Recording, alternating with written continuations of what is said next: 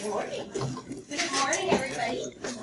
Happy New Year. Many of you I haven't seen since 2016. So hope you all had an opportunity to enjoy with your friends and family. So actually, the first announcement I was going to make, I think I'm going to skip to my second announcement. So the first announcement I'm going to make is, unfortunately, I'm sad to say, that Tim Guttrell is retiring this year. So when we hired him, he said to me, I want to go for about 5 to 7 years, and then I want to retire. And true to his word, when he retires from us, he will have worked here 6 years, and he will have hit that mark. But I just really want to thank him because he's given us a 6+ month notice. He will be leaving at the end of July, and so I'm obviously very appreciative of that notice period, and he'll help us work through transition. But I did want you all to know that we'll be posting his position soon, so I wanted you to obviously understand why. And so we'll be working with him, and there'll be more on his retirement to come, but I just want to share that all with you. And then I wanted to actually welcome our newest executive staff member, Deb Booten, to our team. So Deb comes to us actually from Johnson State College, where she worked for about 7 years in the exact same role, really. I mean, title is pretty much the same. So she's our Director of Marketing and Outreach. And prior to Johnson State College, she worked at COTS.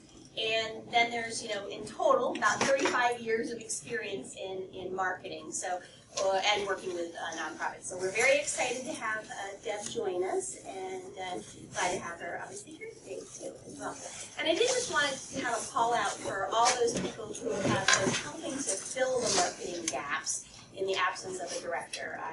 You know who you are, and I really appreciate that because I know you've taken it on top of your workload. So appreciate that, and I know Deb appreciates that as well.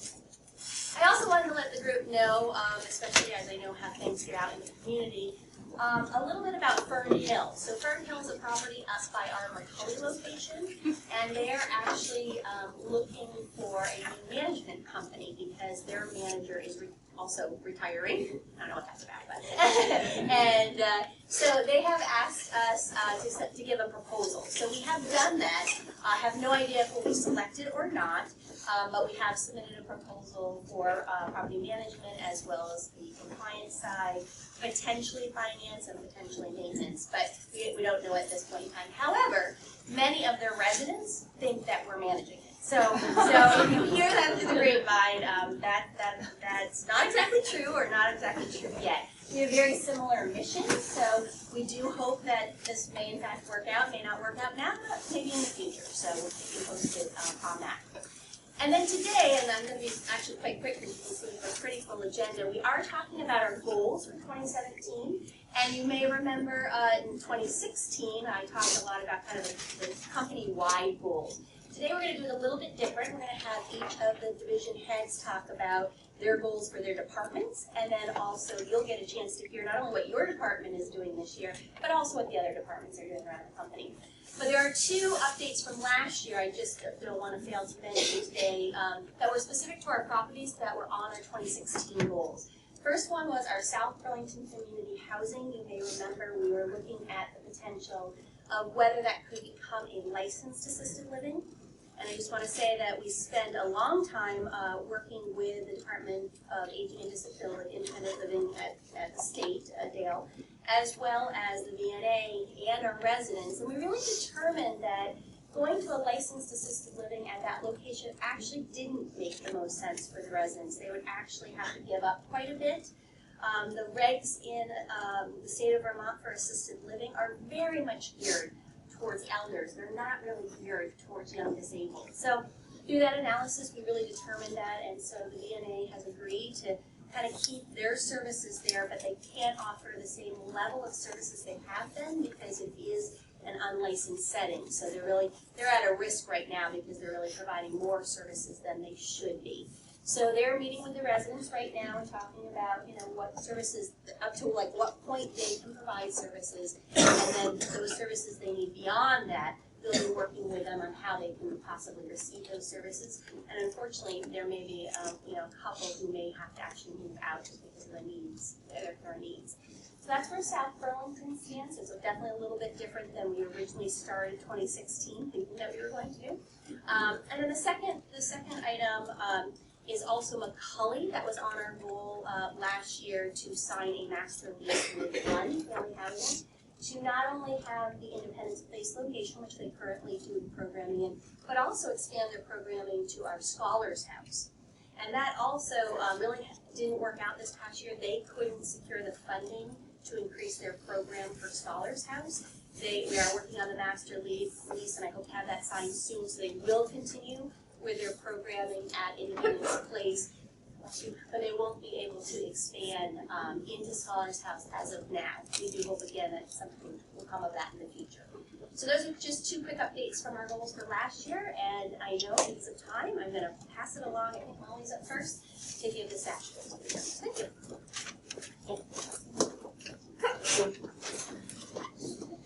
Good morning.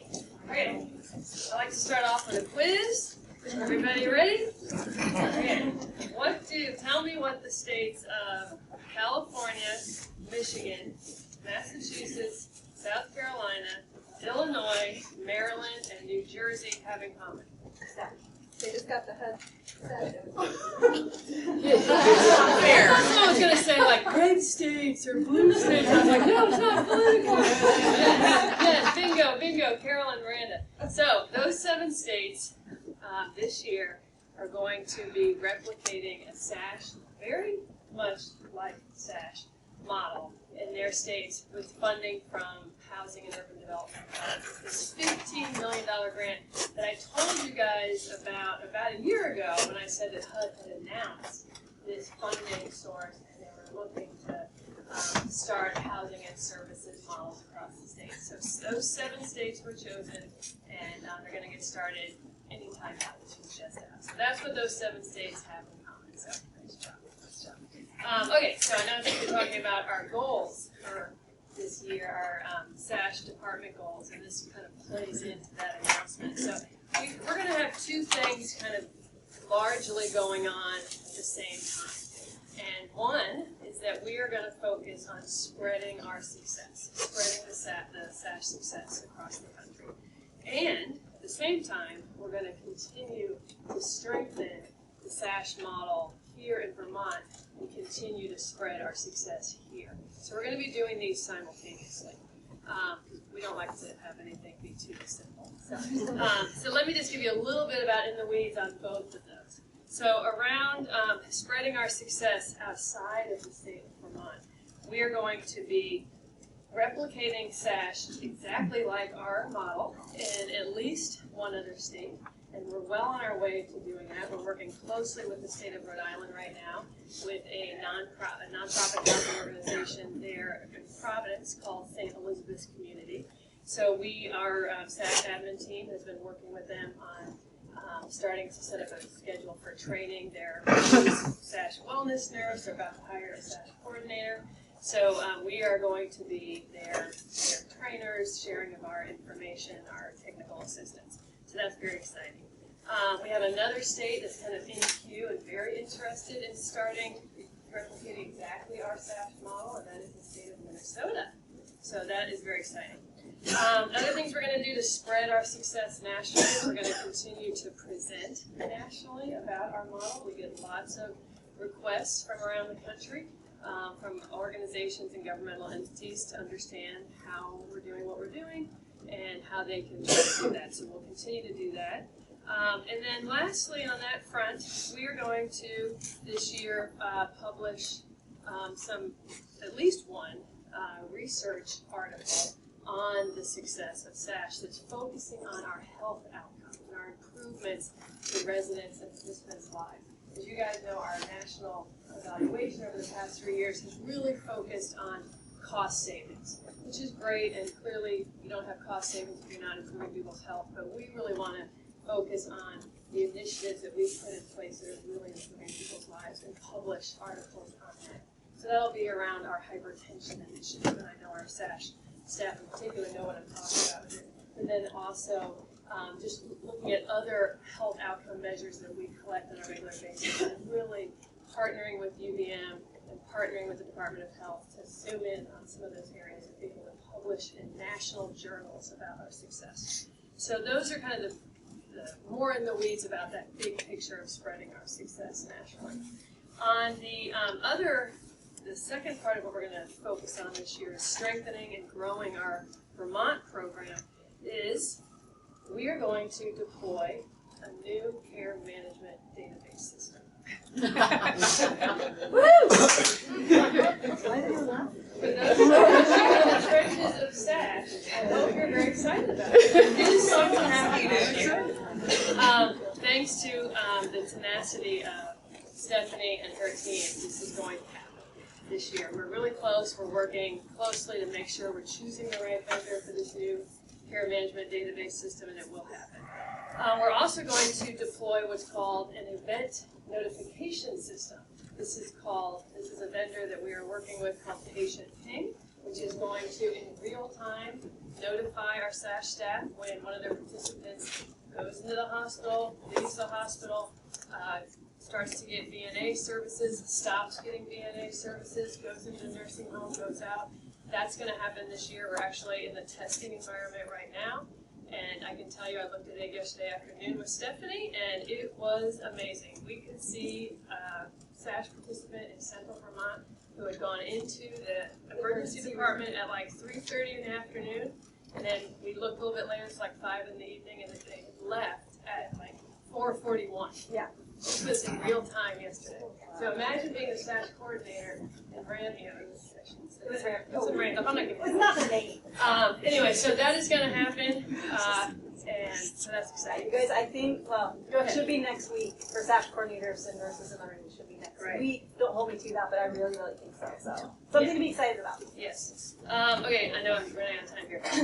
On strengthening and growing our Vermont program, we're also in the process of reorganizing our SASH admin staff to better target our support to our SASH staff across the state, focusing on training initiatives that really target where you all are looking for specific training. So Amy and Melissa are going to be shifting around their roles just a little bit to target their work with you. So quality assurance is the other focus area. So really just continuing to make our program and our model better and better. And then lastly, around in-state improvements, we are going to continue to focus on some of our special kind of initiatives around zero suicide. So continuing to, better our ability to, prevent suicide by, being able to screen people and being able to give them the supports they need. Also, increase awareness and education around elders' substance abuse, because it's something that we're learning more and more in the research. There's some unique attributes to substance abuse in elders that we need to help prevent. And then social isolation as well, continuing to focus on good ways to prevent our elders from being socially isolated. So, okay, that's it for me. So we're excited, lots happening this year, and more to come. Thank you.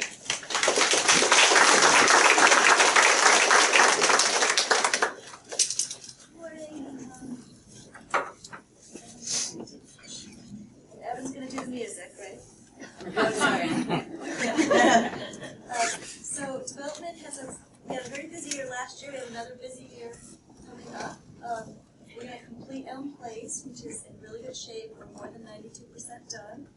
And Katie and Miranda have been doing a great job bringing everyone together on the Go Live process. And OCM is doing awesome work. We have all but 3 units, I believe, committed.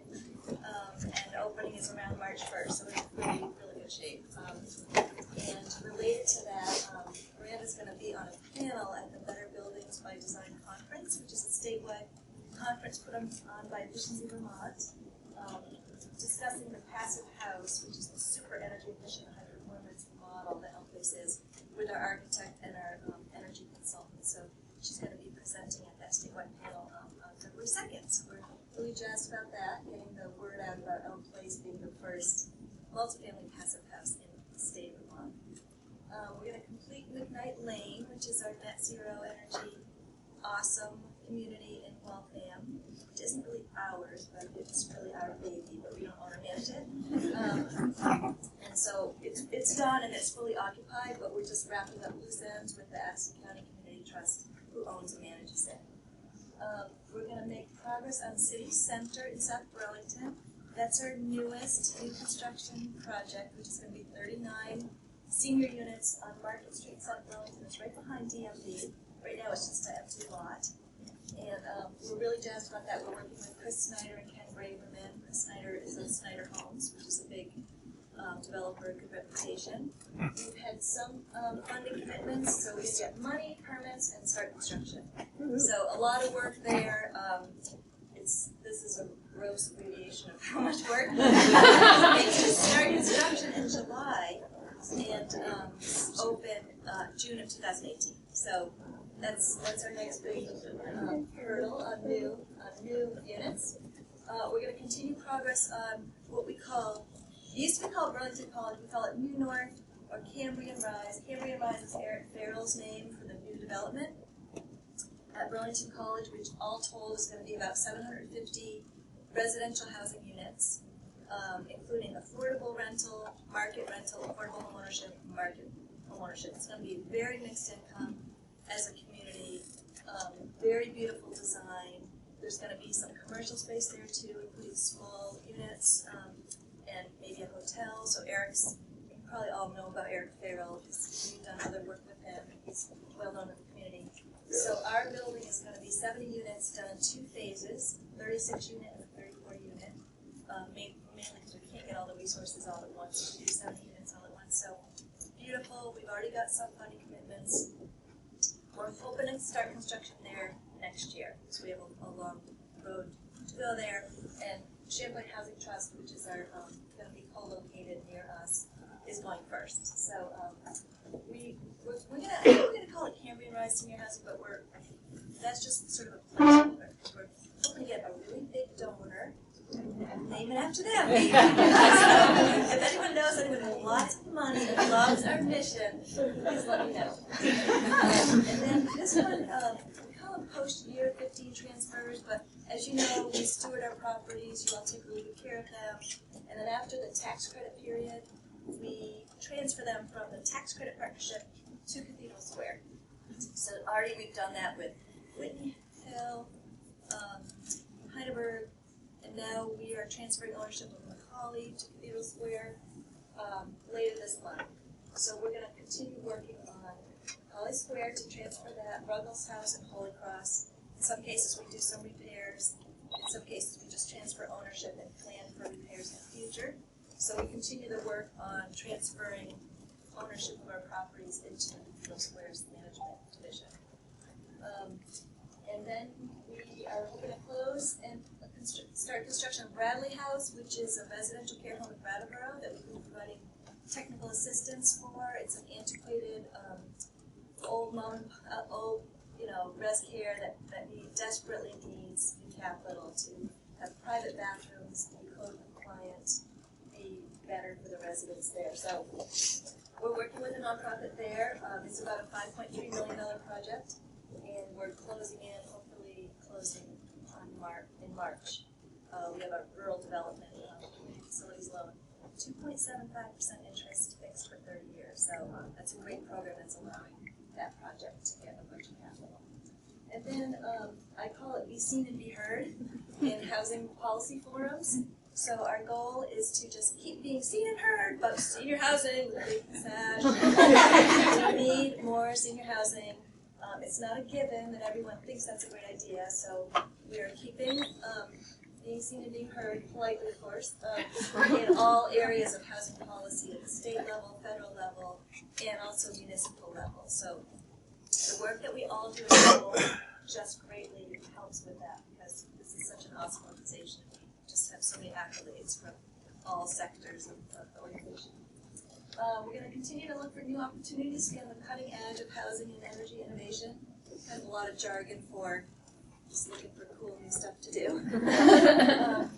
We're going to continue working on technical assistance for others like the Bradley House, which I just mentioned, Richmond Creamery, which is a blighted area in the town of Richmond, and Miranda's playing the role of consultant there, helping manage a grant commitment from the state with a developer. So we're just looking for other opportunities to generate income and do good work in different communities around housing and community development. And then lastly, we work on, Miranda's figured out a way to get our tax assessments lowered and realizing property tax savings, which is really awesome. And so we're just going to continue to work between development and management on making sure that we're not being overtaxed, because we're always looking for savings on energy and on taxes. So Evan just cut me off. And I just want to say, we also just learned that the Federal Home Loan Bank of Boston is going to have their board meeting here in June, which we're really excited about. I serve on the advisory committee of advisory council of that bank, and so we're going to show them their house and show them SASH. We have a really short time period allotted, but we're hoping to just use that time to shine and talk about how we need more resources to do the home housing stuff too. So that's really it, and let's have any questions.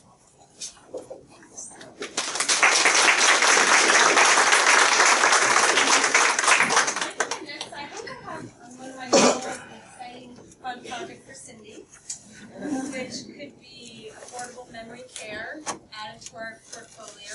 So it's really hopeful that it may be Ruggles, but it doesn't look like that's going to happen.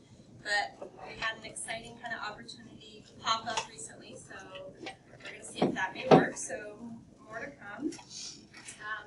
A couple of my goals are to create new business areas for us, and we're looking at potentially a new meal program across our portfolio, and that's based on some results from a resident survey. So that might happen as well as some other kind of areas that our residents brought to our attention where there's kind of a deficit or a gap in services.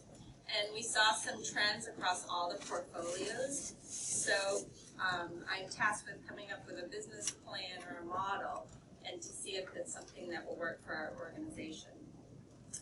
Let's see. Be working more with finance, especially in light of Tim's news of retirement.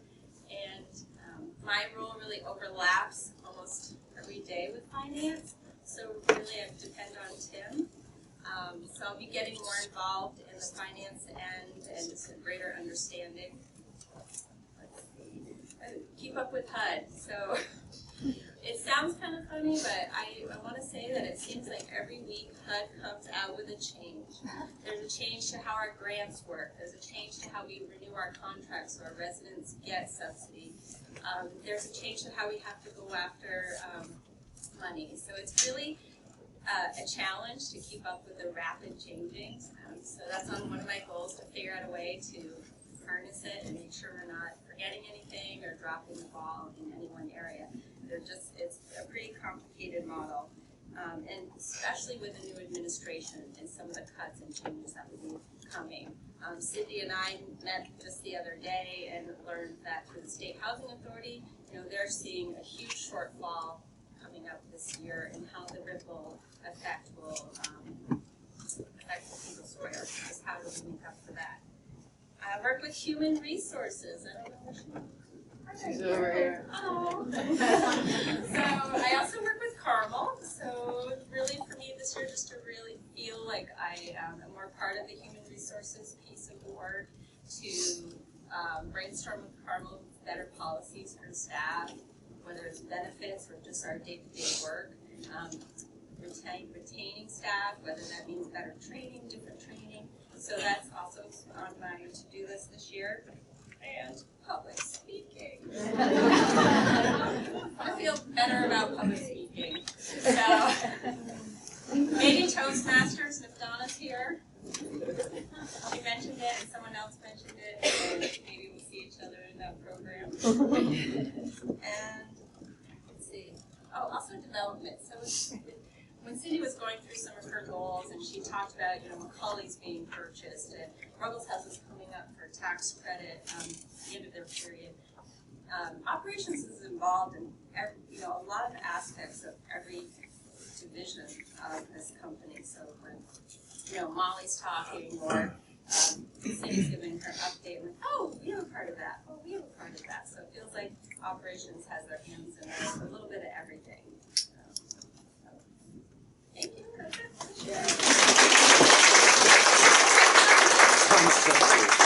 And a maintenance program. You have Jim is coming up, so. You're there. You can step in and. He would love that, by the way. I like it at public speaking. Good morning. So I'm going to talk about our IT goals for 2017. And first, I kind of want to recap of 2016. We did a lot of work with the infrastructure. So the switches, and this phone system, and the servers that give you your shared drive and the email and all that. A lot of it was to upgrade and to make it more stable. So the idea was to revamp all of it in the background. You'd see the changes on your desktop or, as we roll them out, but to make everything more reliable, more stable, more functional. So this year what we're going to be doing is we kind of got caught up to where most people are, and now there's a new version of the Windows Server operating system and the email system that are out. So we're looking at later on this year going and upgrading to those and testing them out and then rolling them out. On the desktop or laptop computers for you, we're actually way ahead of schedule on the Windows 10 migration. So Microsoft is pushing it hard. It's a good operating system. It's out there. We're at about 80% of the computers right now that have been upgraded. And we're doing the upgrade to Office 2016 at the same time. So mostly the ones that are left are the resident computers, the kind of computers that are not primarily assigned to a user, just the extra ones. So we'll be working on those and getting those updated. And kind of the third part of that is when I started here 4 years ago, we had a tendency to buy a gazillion computers 1 year, and then the next year we bought none, and then a few the year after. And there was this big expense bubble coming up. So what we've been working on is a 5-year migration plan. So basically, no one would have a computer more than 5 years, so it would be rolled out. And we do a fair amount of new computer purchase that goes to a power user that we only had for 2 years, and then that rolls down to another person. But this will be the 5th year of that, so we're looking to get rid of the last ones and be on a nice schedule where we're replacing 20% of the computers every year. We're looking to complete the disaster recovery plan. It was one of the goals for last year that we didn't finish. But the concept is if there was a disaster here, whether it was a structure like a building fire or a computer, sprinkler malfunction or something to where we lost the ability for all the computer equipment we have here, that we would be able to transition to our disaster location in Bright House and have everybody up and running in about 24 hours. When I say up and running, I mean all the critical stuff, so shared drive, email, printing, that type of stuff. There might be some others that would come along after. And we're looking to finish that plan in the first quarter and then do testing and implement it, so it'll be there. So that if we were to have a disaster, we could do that. And we would expect to lose a minimal amount of data. Could be as much as 24 hours, depending on exactly when the disaster hits. We're looking to minimize the data loss and from a total site failure. The big project this year is a document management solution. So a little behind schedule on that, coming in behind the DR, but we're getting up to speed with it. So the idea is that we will be able to capture and archive documents. So whether it's, the first project is human resources. So we'll be able to take all the personnel files, scan them, secure them, and have them indexed and available, and then move on potentially to other departments, whether it's in finance. We're already doing a lot of the IT invoices electronically. So we download a PDF, I approve it, and it goes in and it's filed on the system. So we'll be bringing all that in and then working with the other departments. Once you see it, we'll demonstrate it to you, and then you start thinking about how you can use it within your department and go on. So it's a multi-year project, but one that once we get the initial ability and everybody has a feel for it, then the big next stage is everybody starts analyzing how you do business. So if you are in OCM, do you completely revamp the application process so it's all electronic and it's captured? Because human resources implement an actual employee ID so they can index it on that. You know, with SASH, we're sending out a bundle, you get a new employee, and it's electronically routed. So there's this packet that's already set up. You fill it in, HR does, and then it goes out to everybody that has a piece of it and tracks them. Gives them reminders for due dates. And you go back and then it all collates it, it's all stored. So it's easy to scan and take filing cabinets and turn them into electronic files. But the hard part is how do you find what you're looking for? Because you can't pull the drawer open. You know, it doesn't work that way. So, but it really, to get the most out of it, we have to re-look and re-engineer all our business processes. The fact that this new technology, and that'll roll out over the next 2, 3, 4, and 5 years. But it has the potential to be a huge time saver, space. Think about what we could do if we got rid of all these filing cabinets and all that. So it's going to be a big deal. We're working right now with development on Elm Place. Moving forward, hope to have that wrapped up in the next few weeks and be ready for them to have all the services they need to open. We're going to re-emphasize end-user training this year. So Ed and I are working together. So we're going to look to start with some basic desktop operating system stuff. So basically, Excel and Word, just because you don't know what you don't know, how to make it easier for you. And then work with department heads and people on ideas to do more advanced stuff. So it's Excel and finance, that type of stuff. And just the tips and have people sharing the information. Some could be lunch and learns. Some could be, formal 2-3 hour classes. But we're looking to do them on Windows, Office, do a general computer training. Do people get a laptop? It hasn't really worked with the Sony wall connected. Your email, shared drives, all that kind of stuff. And on the phone, using the phone, voicemail, forwarding call picks, that kind of stuff. It's just the basics. It's good to go around again and kind of show everybody that stuff. We're going to do some more training within the department, on the operating system. And all these new technologies, we can kind of figure it out. We know a lot of it, but there are formal training and things out there for us to really get a handle on it and see what we could do better, more efficiently with it that we don't know exists, so we're doing it more manually. As always, we've got the HIPAA training, the security officer, and the annual training that we do with SASH to stay compliant. And then the last thing is it's a multi-year project to make sure that Evan has the skill sets to take my job. Follow Tim down the retirement. So really trying to make sure that we have a good succession plan because there's so much of the local knowledge. You can know computers, but if you don't walk in and know who people are, where they are, how it's all set up, So when you lose someone that really knows where the body's buried, the position, it can really be a huge setback for a company. So we're trying to be very forward thinking with it. And just why Kim's laughing so hard.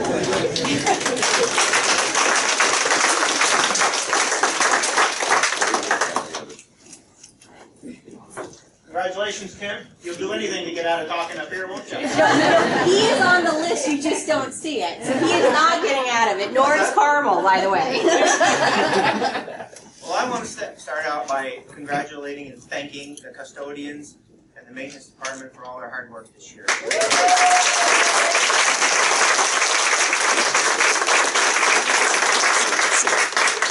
I've written down the turnovers and the work orders and some of the other major accomplishments we had. Didn't I forget to bring that paper? Anyway, thank you for all you've done.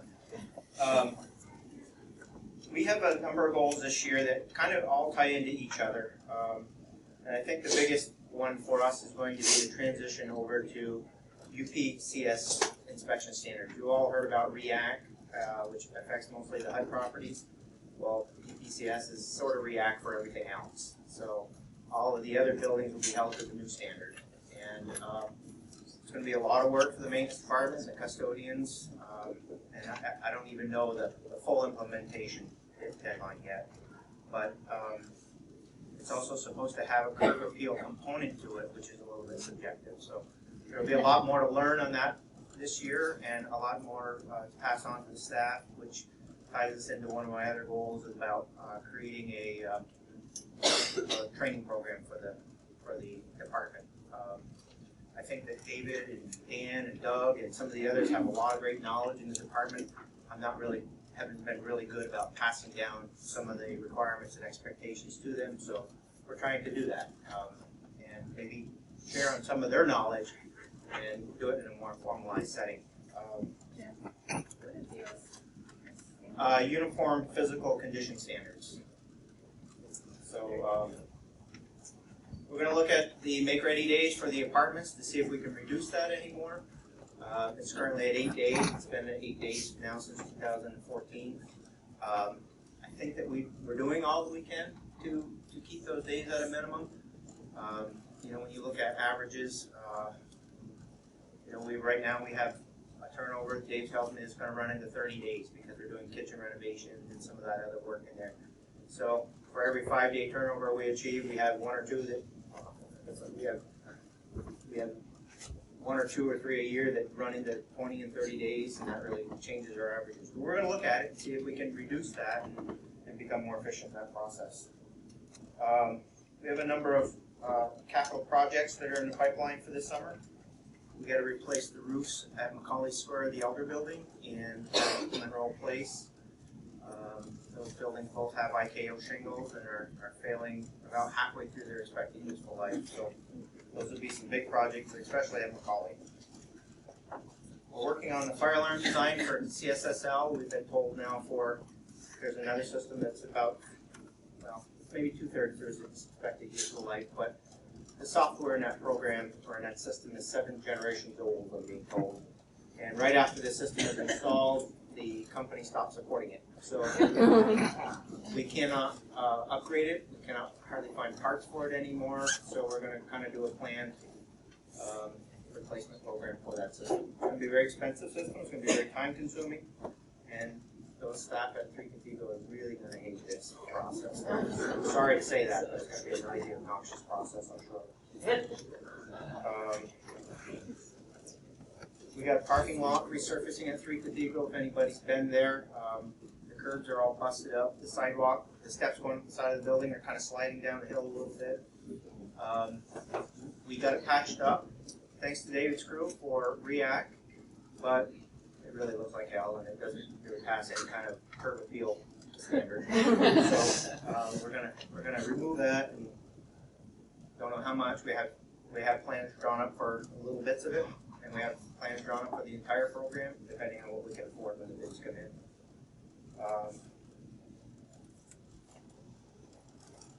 Repaving of the parking lot at Wickham Woods. We're going to look at Sabina's community room over there and see if there's any kind of renovations we can do to that to dress up that building. It's a 30-plus-year-old project now and looking a little shabby in there. So we're going to try to dress that up for you. So, any questions? No? Well, thank you. Colleen, Good morning. So some of my goals are kind of continuations from last year. One being to finally finish updating the operations manual.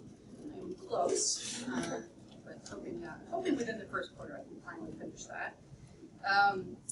Last year, I stated how I wanted to continue to consolidate and create more space for these OCMs. Snug. So I'll continue with that. Kind of a shared goal with maintenance to reduce vacancy rate and turnover days. We have something that HUD doesn't really require, but prefers that we have. It's called the Language Access Plan. What that is it improves the access to services for persons with limited proficiency, English proficiency. We had one, but it was done in like 2010, so a little outdated and needs to be updated. Maintain some more cross-training. We did that a lot in OCM, and it's been very helpful. Everybody kind of knowing each other's roles and helping each other out. One area we want to add to that is for my department all to train on covering the maintenance desk. And mine gets to stay short and sweet. So that's it.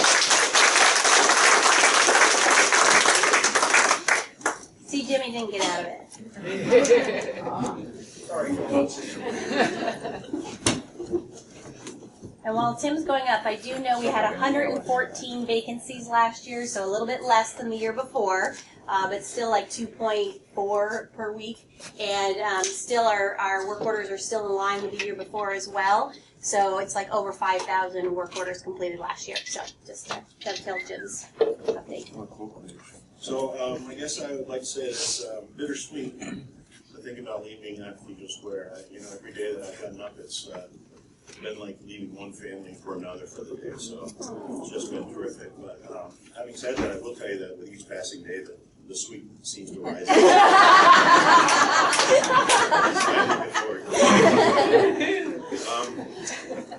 What we do in finance, and especially in the accounting function that we do, is kind of recurring in nature.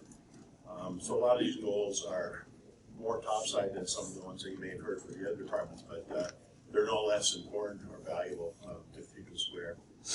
The first goal is to maintain our level of excellence that we've achieved. And I know Kim mentioned this at our last staff meeting, but we had a corporate audit this year that was essentially flawless. We had no adjustments and no findings, and that's over our corporate entity, which is $10 million in assets and about $8 million in transactions. So that's remarkable, I think, and the staff deserves a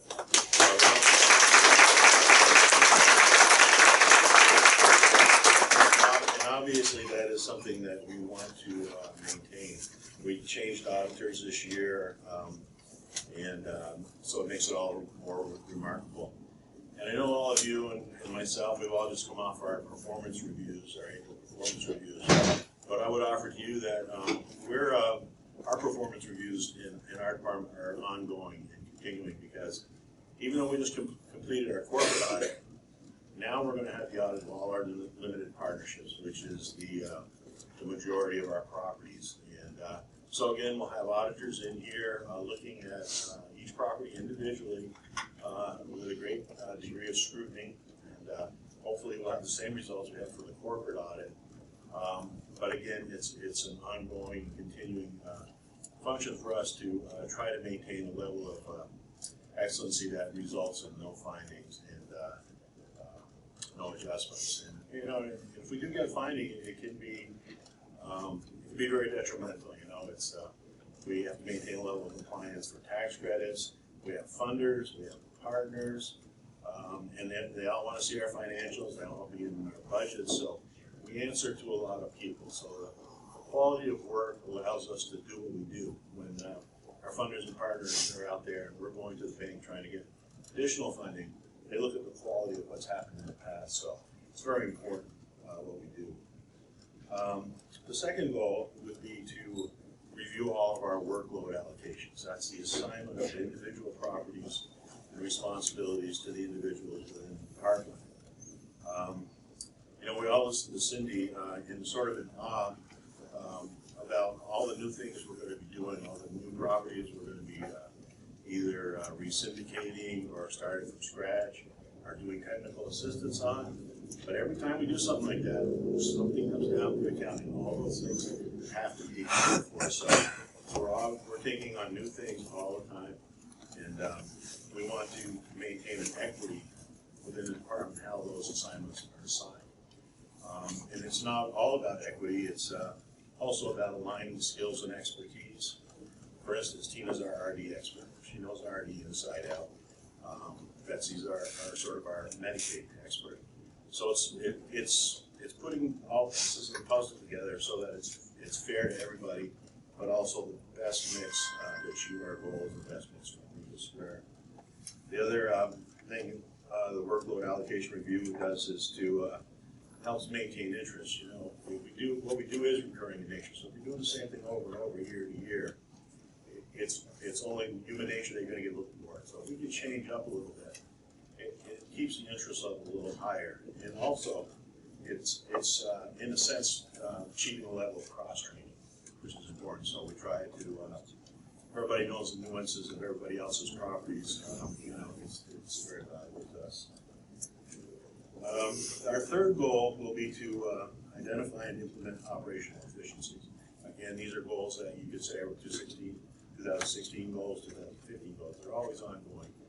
We had a great year last year. We were able to automate a lot of the payments that we do between the properties that are recurring in nature by putting them on ACH, doing automatic bank transactions rather than cutting checks. So we've reduced the amount of checks we cut annually by about 600, and we'll be looking for more opportunities to do those types of things.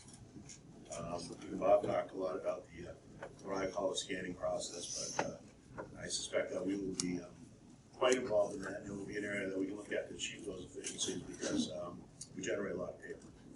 And a lot of it's not ours, it's invoices that come in and things like that. So, but the scanning, I think, is a great opportunity for us to achieve this goal. 2 or 3 years ago, we took over the budget process. Up until then, Kim had been doing it year to year, and I'm not sure why she wanted to give it up. But anyway, so it's been a work in progress, and it's been a successful work in progress. So now we're at the point where we can look back at it and see how can we enhance it, how can we close those last 10 yards where we've got loose ends and things like that. We'll have the time to do that. It's again, it's complicated. The budget process is complicated because, again, we're doing budgets with BHFA, our DEHUD, all kinds of different people looking at our budget, our funders, People's United, Enterprise. So we're reporting to a lot of people. There's different deadlines. So we just want to tighten that process up a little bit and try to enhance it and make it easier on us. So. And my last goal is to engage and ensure that my transition is smooth. And that's why I wanted to give a significant notice to Cathedral Square. I care about my staff. I'm so proud of the level that we've achieved. I keep calling it excellent because it is. But we're doing things well. And when I leave, I want it to be transparent. You know, I really want it to be a sort of a transparent transition. And I want to do everything in my power to make sure that happens. So that's our goals.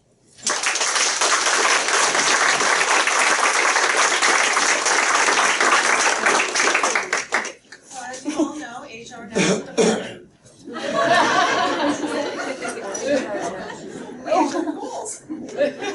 All right, so our first goal would be to go green. Our hope is to be able to have the open enrollment be online and make life a little bit easier and not having to receive these big packets in the mail or whatever. So that will be a huge goal for us, as well as trying to streamline online address changes or requests or whatever we've had. So it'll be easier for people. Next one, we'll be working with our payroll company. Everyone loves going to the Internet Explorer to go and access the clock because we have to have that special one on our computer. But we're hoping that we can have that upgraded. I've been in talks with them already, so we're hoping to be able to access it through Google Chrome. And we'll see about MacBooks. I think there's some people who have Apples, and we'll be able to access it through that, and you can right now. And you might be able to access it on your phone, which I have tested it out. It's working. Of course, I don't know how to really use it. I just see what I punched in, and it looks like it We'll figure it out. Let's see. The next goal is focusing on onboarding for new employees who are coming on board. Really trying to focus on 3 areas, which would be maintenance, custodians, and staff coordinators. And so really trying to make sure that they are getting what they need to really be successful in the role and coming on board, knowing all about the first part. Next thing, we'll be holding management trainings, and that is to help brainstorm on things that maybe managers are struggling with, or maybe they have some ideas that we can do better for managing staff, and just providing some different trainings for now. Let's see, the next thing is the employee handbook needs to be updated just a little bit. So there's some new policies that will be coming out, and that'll be a little bit of a challenge, so we'll get that done, and I'm looking forward to that in the near future. Next thing will be a survey will be coming out. We didn't do the best places for best places to work, so we're kind of doing an internal one that we're working on, and that will be coming out. So you'll see that probably in another couple of weeks. So if you could take about 10 to 15 minutes to do that, that'd be great. If you have questions, you can always reach out to me. That was all for my goals. Is there any questions? The HR department goals. Mutual of America will be here today, so I believe there might be a spot or two open. So if you are interested in meeting with Michael McGuire, reach out to Stephanie. If anyone has come in and did not sign in over here, make sure you sign in, grab your ticket. So that way you can get entered into the drawing. And I'm going to turn it over to the Wellness Committee because Christina has. I've heard of fabulous PowerPoints. Alright, so while we're turning the PowerPoint, you can stand up and jiggle a little. Just spend an hour. No? Yeah. Take it.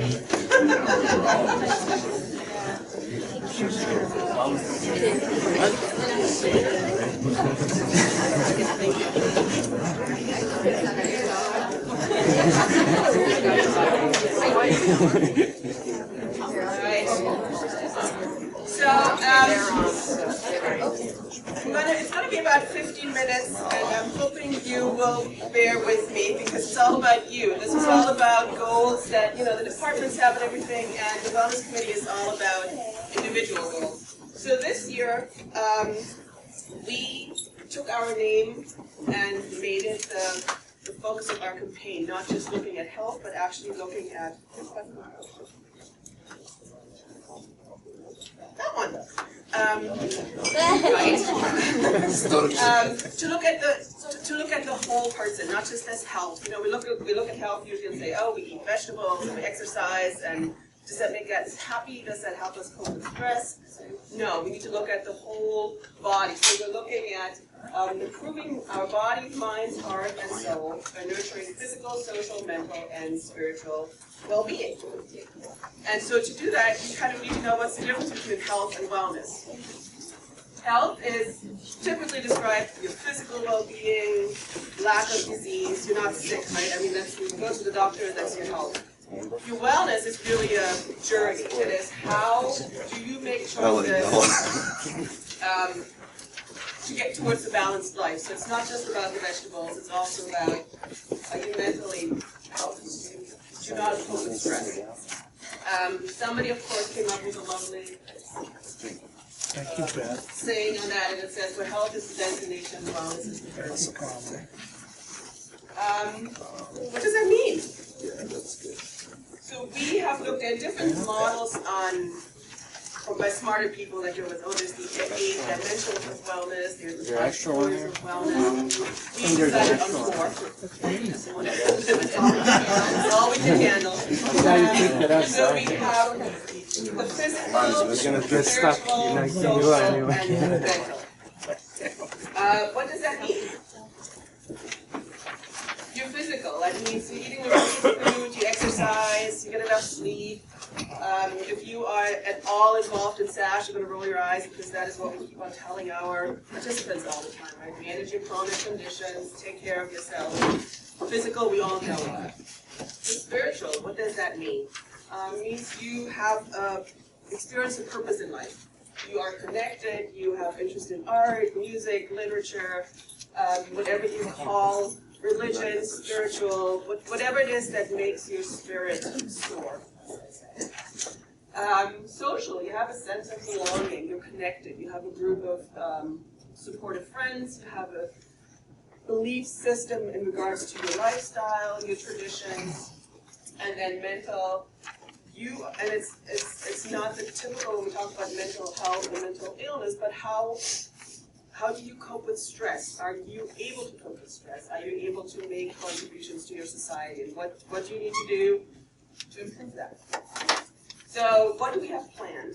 You will see those lovely bouncing things. So we are trying throughout the year to provide events that sort of fit into those 4 categories. And we have The health assessment biometric screening is the one that is coming up first. And you will get some email from Carmel on how to go about this. If you've been with us for a while, I think 2 years ago, we've done the same thing, and Kim Langlois from Blue Cross Blue Shield was here and helped us roll it out. So you go online, you take a health assessment, and then the biometric screening is something they can either get from your current physician, or you can come, and we offer free biometric screenings both here and at 3 Cathedral. It takes 5 minutes, and so you get your data. It's blood pressure, glucose. It's a very basic thing. And if you complete both the health assessment and the biometric screening, just FYI, you'll get a $25 gift card. We also have volunteer events, the 30-day challenge, we have the hikes and walks. If you feel you have something to offer to your colleagues, approach the Wellness Committee, because we have such a broad spectrum of what we are offering this year. We're open to all kinds of ideas. And I pulled Andrea, I don't see her. I already hooked her up for, there you go, for some Zentangling.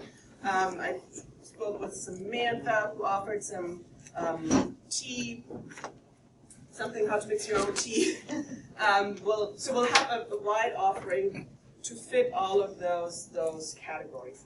We're also going to really focus on personality testing. Sounds terrible because the test is when you fail or you pass. That's not what it is.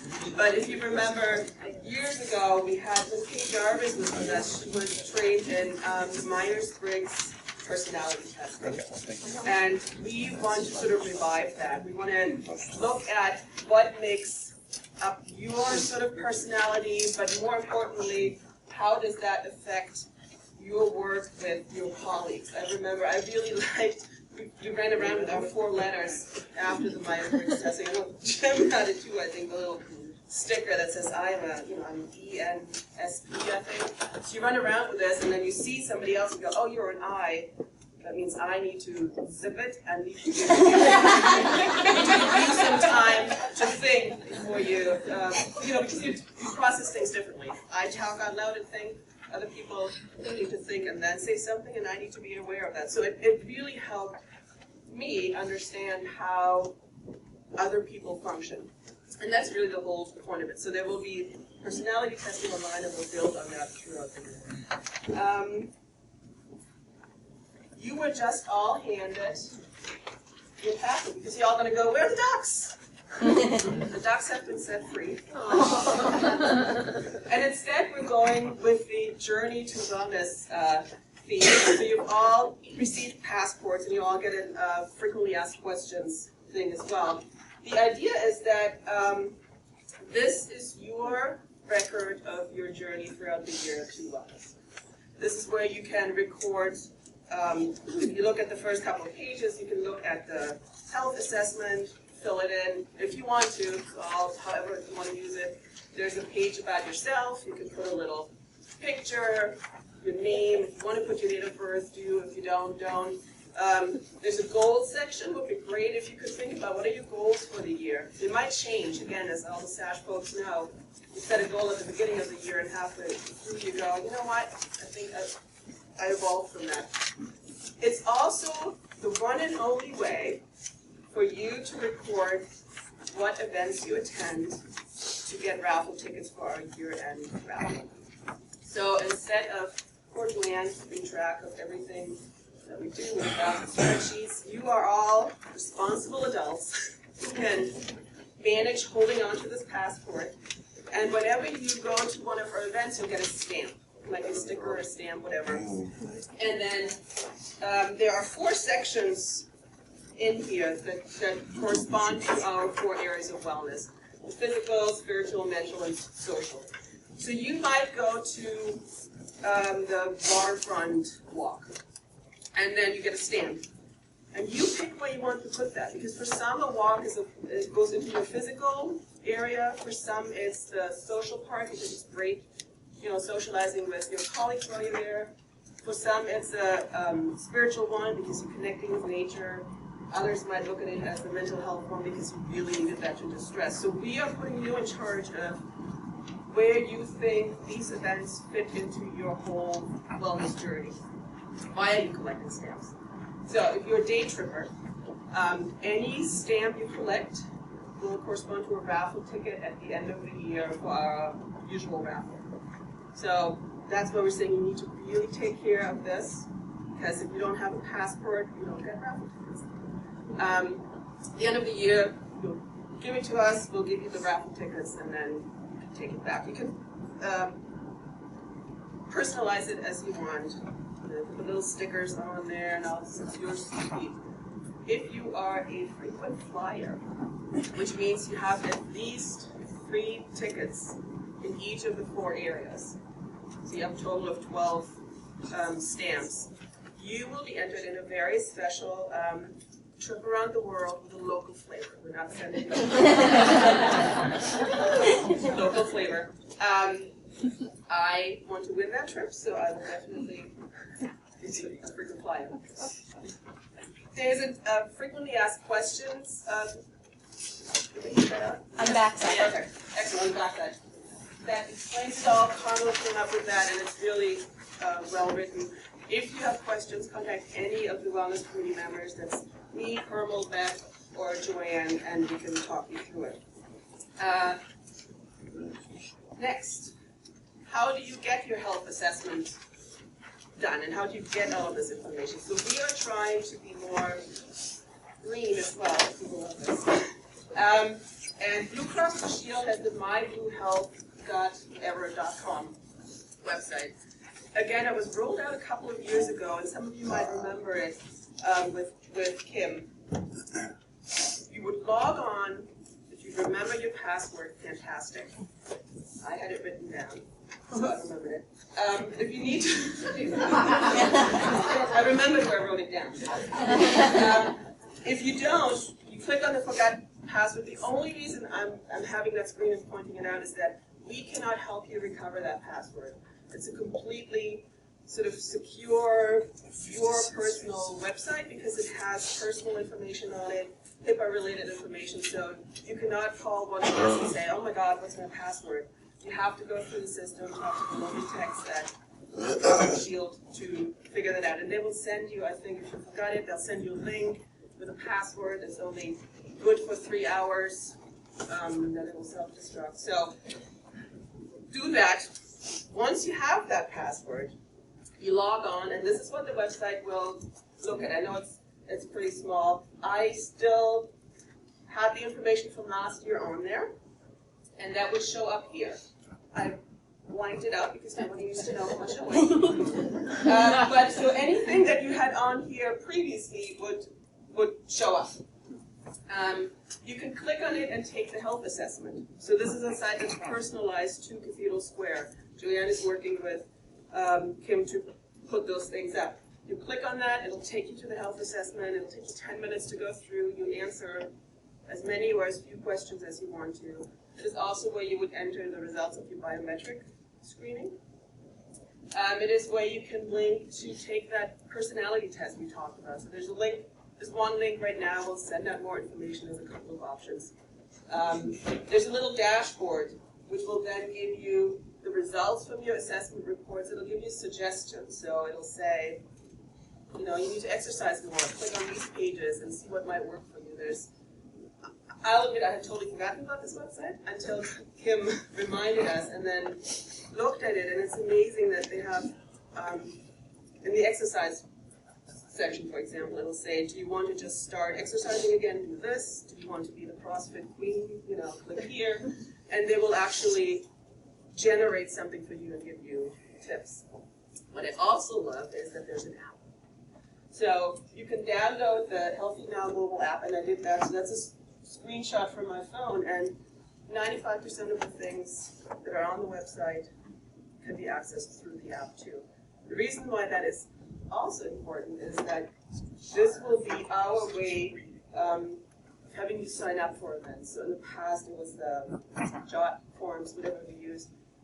You can now sign up through that website or the app. So you click Beth's first event, and I'll pass it over to her in a second.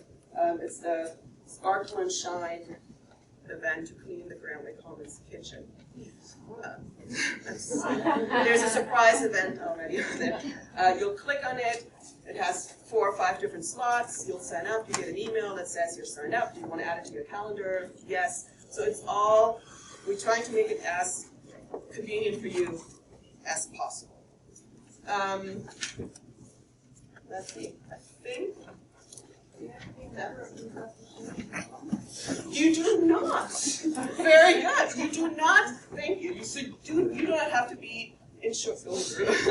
You do not have to be insured through Blue Cross Blue Shield to participate in this. This is purely something that is offered as a benefit by Blue Cross Blue Shield because we are subscribing to them. Yes. What if I volunteer? So I live far away. What if I volunteer closer to where? Do I have to do a volunteer activity? We'll talk about this. Good question. So you don't need to be a Blue Cross Blue Shield member, which is also why we're offering the biometric screening here for free, even if you have no insurance. It's going to be here for free. You can do it, or we will accept a doctor's biometrics data that is no older than 2 months. 2 months? Okay. Because it's supposed to be sort of you look at it now and you build on it during the year. $25. Go do it and you'll get a $25 gift certificate. We don't get the results, but we get a list with the check marks. That was it. Joanne did it, check, and then you get a gift. The upcoming events that we have in the first quarter are the health assessments. We have the personality testing online. We'll have the first Cathedral Square volunteer event that Beth will talk about. And there's still the selfies. Oh, I just wanted to point that out. What an easy way to earn a stamp, right?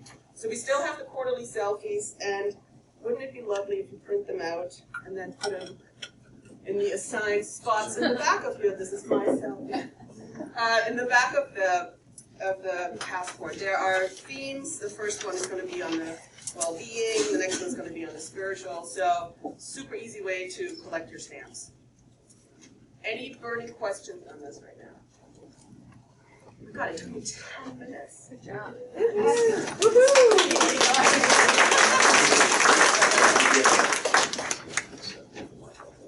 Yeah, so that's a good point. It's a different setup than the UVM Medical Center one, where you can go and get all your test results. If you are seeing a doctor that's part of the UVM network, that's a totally different thing.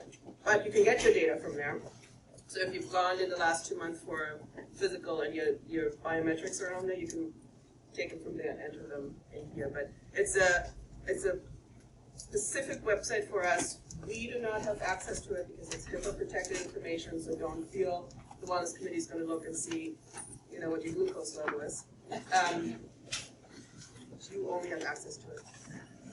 Decorated. I think we should have a prize on who has the best looking one at the end. I mean, are they actually stickers or stamps? So right now we're thinking stickers, and there'll be stickers that we'll specifically make for each event. We might do stamps. We'll surprise you. Any more questions? I know you'll miss the duckies, but I think thank you to Joanne for finding these. All right, I will be handing it over to Beth. And she will be presenting her PowerPoint. And I'll make a little bit of fun, but be gentle with her.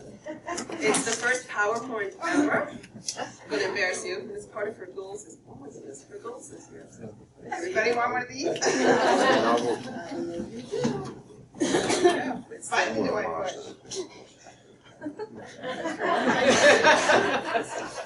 It goes backwards, don't laugh. Just say it's going backwards, Beth. That would be great. So I'm putting on my 3rd or 4th hat, and I am on the Wellness Committee, as you know, and I'm also on the Volunteer Committee. And I have a great group of folks that are working with me. I'd just like them to stand up so I can introduce them to you. I'm going to have them stand up front with me, but I don't want to do that. So it's Emily Lucia, Jen Schellmeyer, and Donna Gazzetta. And very excited to be working with this group, and I think they're quite on the committee. Well, they're here today, so we're doing all right.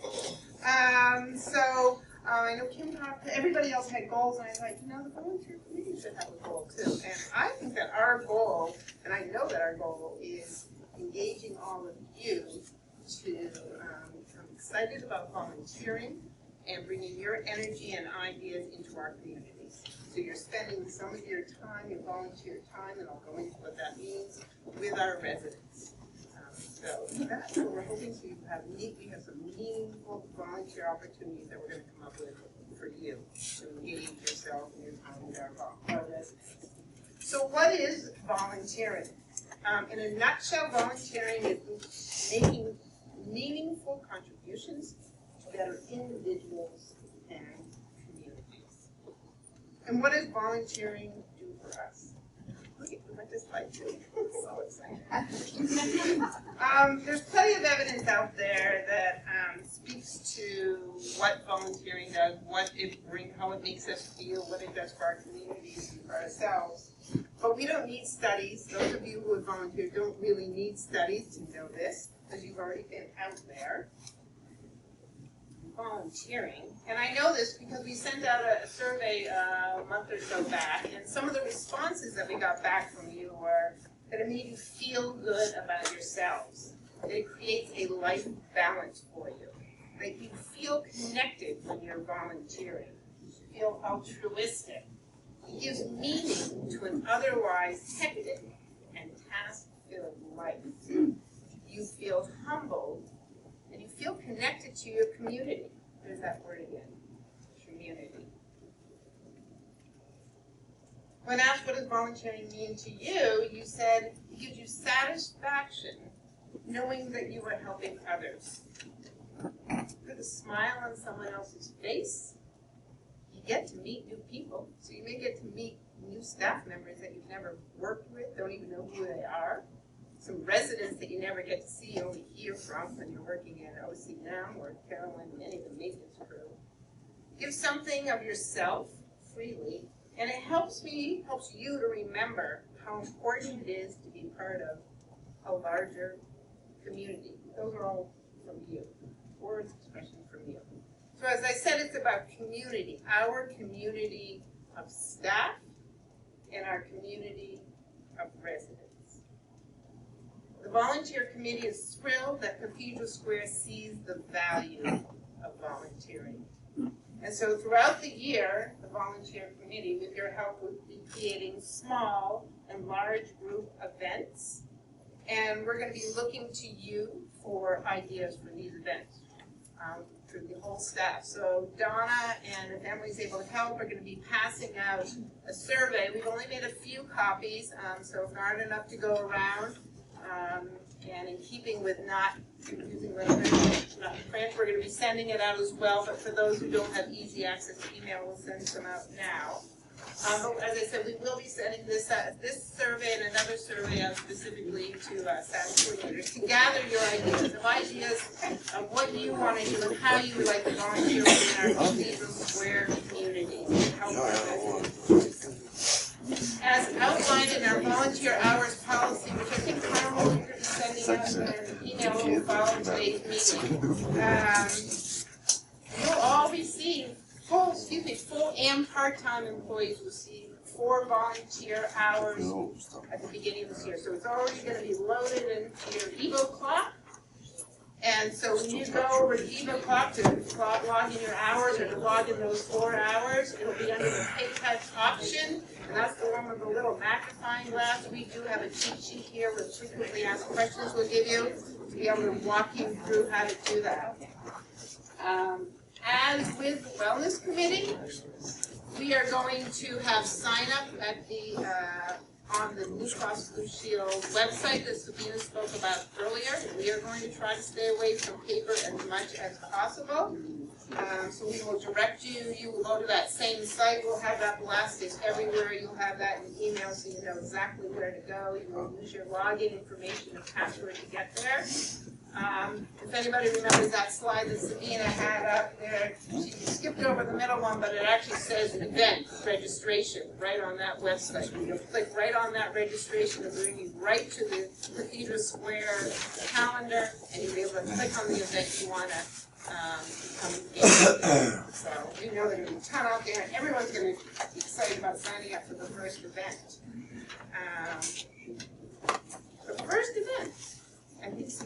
have already talked about it, but I just wanted to give you another little reminder. We'll be having two kinds of events. A small group, where you may be doing something like doing some, or maybe a bunch of folks need some help with scrapbooking or putting their photos together. You might want to help those residents do some, put their photos together in an album. We might have a large group opportunity, which may be painting some sheds if Dave Valley gives us the go-ahead on that. Or the one that we have scheduled for the 21st of February, which is cleaning the Grandway Commons kitchen. Much needed. Deep cleaning. If you love to clean and you want to carry one of these buckets and you can't wait to earn your volunteer t-shirt if you don't already have one, it's a great way to start getting your hands dirty and helping out the Grandway Commons community and all the residents who have benefited from coming to the meal program in the past and maybe also in the future. I'm not sure what Laura has in mind about that. So that is the first event. Get ready to earn your t-shirt and sign up on the website. If you have any questions, they can be emailed to the volunteer staff at the beaversquare.org website. I guess the volunteer one was already taken by CSSL, I was told. And we are excited to have you on board, and I know that we're going to hear lots of wonderful opportunities for you. Does anybody have any quick questions, or did I forget anything needs to go over? Thank you, and I do have a few copies. As I said, I can make a lot of frequently asked questions from the volunteer.